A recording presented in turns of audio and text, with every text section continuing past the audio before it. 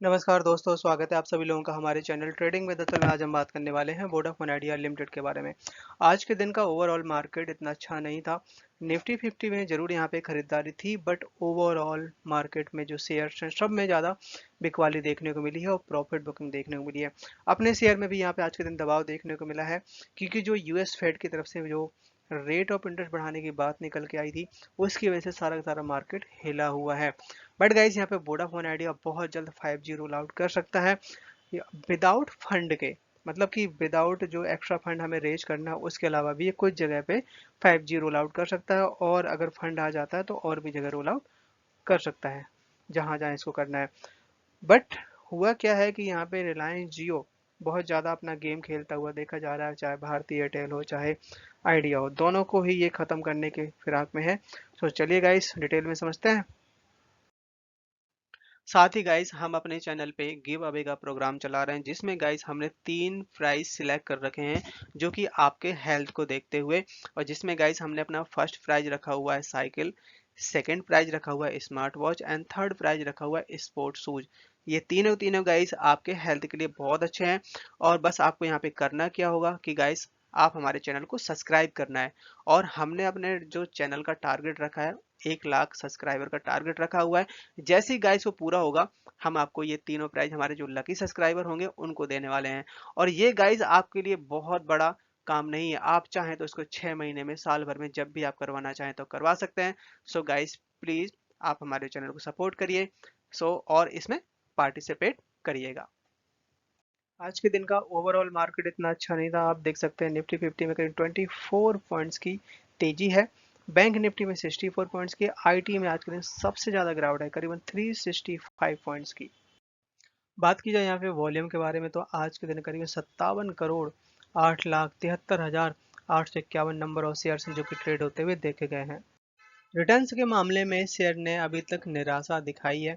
आप देख सकते हैं कि 1 वीक में -2% और 3 मंथ्स में ही 20% तक के रिटर्न दिए हैं। ये रिटर्न तब हैं जब यहाँ पे कुमार मंगलम जी ने ज्वाइन किया था।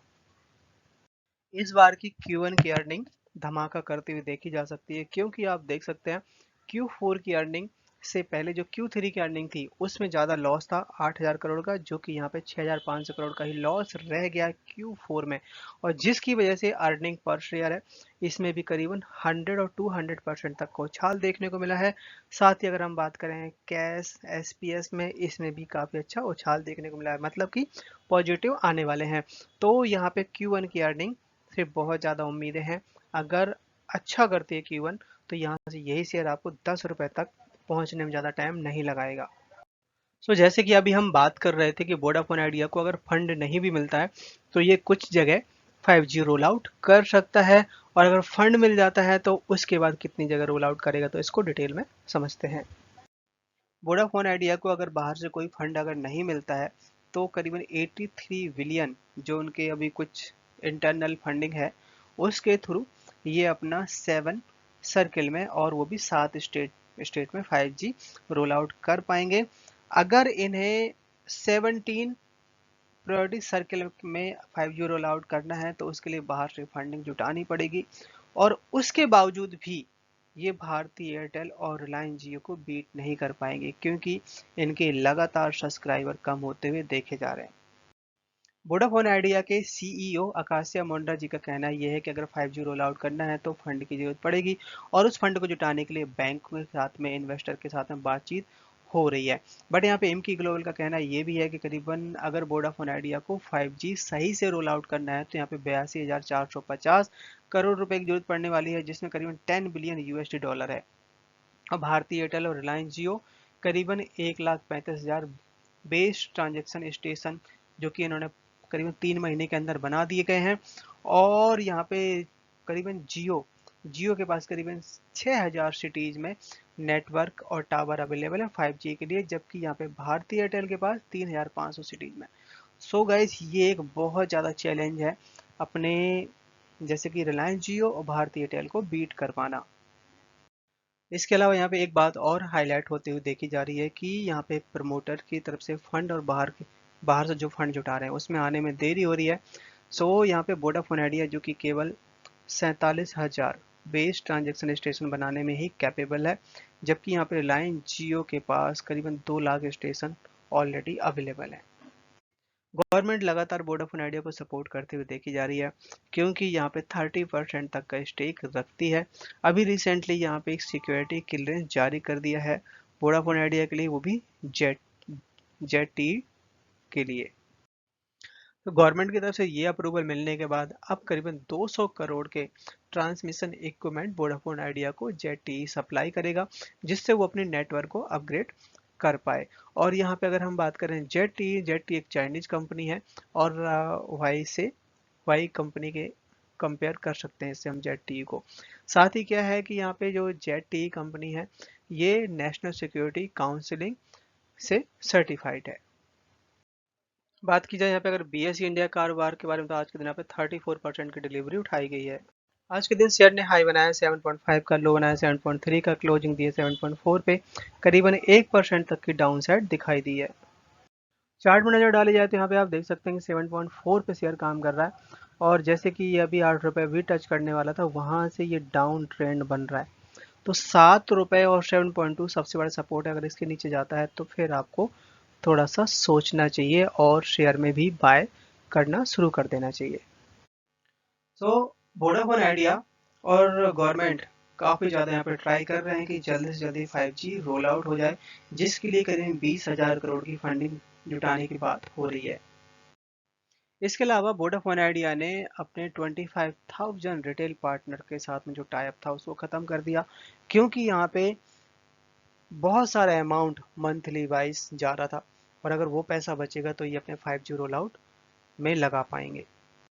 जियो जैसे कि लगातार बाजी मारता हुआ देखा जा रहा है सारी सारी टेलीकॉम सेक्टर में, अब इसने एक और नई चाल चली है। नया फोन लॉन्च करने वाला है, वो भी 1,000 रुपए के आसपास। अभी क्या है कि रूरल एरिया में बहुत सारे ऐसे लोग हैं जो कि अभी भी 2G फोन ही यूज करते हैं, तो अब उनको कैप्चर करने का है, जिससे भारती एयरटेल और वोडाफोन आइडिया की मार्केट को कम किया जा सके। जिसमें करीबन 250 मिलियन ऐसे लोग हैं जो कि अभी भी 2G की स्पीड के फ़ोन यूज करते हैं, जिसमें रिलायंस जियो ने भारती एयरटेल और वोडाफोन आइडिया के कस्टमर को कम करने का यहाँ पे एक नया गेम खेल दिया है, और वैसे भी लगातार अपने सब्सक्राइबर इंक्रीज होते हुए देखे जा रहे हैं। अभी यहाँ पे रिसेंटली न्यूज निकल के आई थी कि रिलायंस जियो ने करीबन 30.4 न्यू सब्सक्राइबर हैं जो कि अप्रैल के महीने में ऐड किए हैं। वोडाफोन आइडिया ने तो माइनस में चला गया है, जबकि भारती एयरटेल का भी अगर हम कंपेयर करें मार्च के महीने से तो कम ही सब्सक्राइबर ऐड हुए हैं। सो यहाँ पे रिलायंस जियो ने बाजी मारी है नंबर 1 की, और जो कि इनके करीबन 30.4 लाख सब्सक्राइबर थे अप्रैल के महीने में, और जो कि मार्च के महीने में 30.5, तो ऑलमोस्ट सेम सा नंबर है। बट यहाँ पे अगर हम बात करें भारती एयरटेल के, तो भारती एयरटेल के भी नंबर डाउन हुए हैं, क्योंकि यहाँ पे आप देख सकते हैं अभी यहाँ पे जो एडिशनल करीबन 76,328 user in April compare with 10 lakh के आसपास यहाँ पे मार्च के महीने में थे, तो भारती एयरटेल का भी डाउन हुआ है। साथ ही वोडाफोन आइडिया जो कि यहाँ पे मार्च के महीने में करीबन 12.1 लाख सब्सक्राइबर डाउन हुए थे, जो कि अब यहाँ पे 30 लाख के आसपास हो गए हैं, तो ये नंबर काफ़ी ज़्यादा बढ़ता हुआ देखा जा रहा है वोडाफोन आइडिया का। इसके अलावा गाइस क्या है कि यहाँ पे करीबन बात ये निकल के आई है कि 12 महीने तक अब यहाँ पे आपका टैरिफ हाइक नहीं होगा, जिसमें भारती एयरटेल और रिलायंस जियो के लिए तो काफ़ी बेटर कंडीशन में है फंड की वजह से, बट यहाँ पे वोडाफोन आइडिया के लिए थोड़ा सा दिक्कत हो सकता है। और गाइस इसके अलावा माना ये जा रहा है, आप देख सकते हैं कि प्रोमोटर्स ने लगातार अपने जो शेयर्स हैं गवर्नमेंट को बेच दिए हैं, इक्विटी में कन्वर्ट किया, जो कि पहले इनके पास 75% का स्टेक था, जो कि अब केवल यहाँ पे 50% तक का ही स्टेक रह गया है। अब उसमें क्या है कि अभी भी इनके पास काफ़ी सारा पेमेंट ड्यू है, और जब तक वो कंप्लीट नहीं हो जाता तब तक यहाँ पे एक तरीके से दिक्कत ही आएगी, और गवर्नमेंट अभी भी अपने स्टेक बेच के फंड जुटाने की बात कर रही है।